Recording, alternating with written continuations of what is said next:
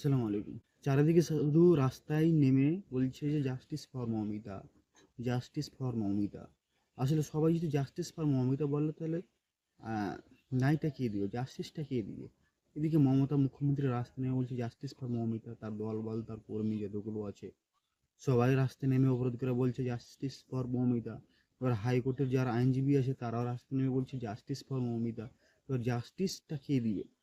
যারা জাস্টিস দেওয়ার লোক তারাই যদি রাস্তায় নেমে বলে যে জাস্টিস ফর মৌমিতা, তাহলে জাস্টিসটা কি? আজ 11 দিন হয়ে গেল, মানে 9 তারিখ, 9 তারিখে আগস্ট মাসে রাতে এই কাণ্ডটা হয়েছে। এখনো পর্যন্ত 11 দিন ধরে, 12 দিন ধরে সিবিআইয়ের হাতে কেসটা আছে। সে 12 দিন থেকে একটা কিছু তথ্য বের করতে পারলো না যে দোষীদের উপযুক্ত শাস্তি দেওয়া, দোষীদেরকে দোষী প্রমাণ করে উপযুক্ত তাদের শাস্তি দেওয়া হয় বা তাদের ফাঁসি দেওয়া। এখনো পর্যন্ত সিবিআই সেটা তদন্ত করতে পারলো না যে এই ঘটনার সঙ্গে কারা কারা জড়িত।